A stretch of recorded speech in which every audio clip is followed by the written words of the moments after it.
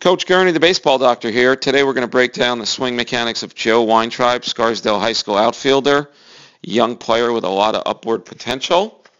And as we start the video here, we see that Joe's hand position on the bat is not quite 45 degrees. Rather, it's pointed outward. And when we have a bat angle like this, we're not maximizing our hand position. And ultimately, Joe should have his hands in the 45 degree angle position where the bat angle's closer to that, so that when he loads, he can coil with those hands and generate a little more torque. Next, as Joe lifts his left leg, his stride leg, he gets all the way up with that knee to his waist height. This can pose a problem for two reasons. One, he may not get that front foot down in time, especially as we move up to high school and college baseball where the velocities are 90, 85 miles an hour in that range. It may just be simply too hard to get our front foot down in time. Secondly, with off-speed pitches being thrown with more frequency, curveballs, changeups, etc., the timing can be thrown off, and that front foot may actually come down too soon or too late, depending on which pitch is coming. And it's just that much harder with a high leg kick to be consistent in that realm. The hand position here, as mentioned earlier, should be one in which Joe has more turn. So this is where he is currently, but ideally what we would see is those hands creating a cocking or a bat angle that is there. This is a fine line. We don't want to wrap the bat around our head, which would make too long a swing path before reaching that contact phase.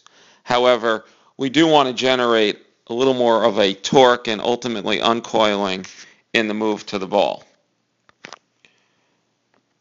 Next, Joe lands with that front foot, but he lands with that front foot open.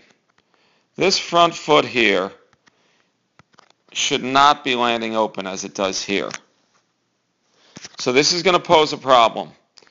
When we land with our front foot open, typically we see a lot of pulled foul balls down the left field side and a lot of weak pop-ups and fly balls to the right side.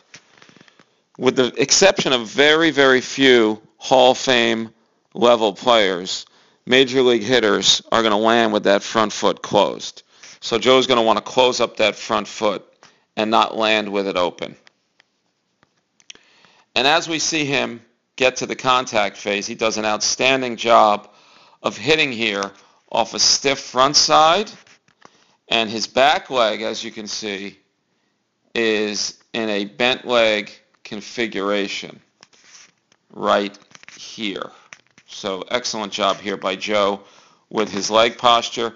In addition, we see that his hand position is in what we call a power V position.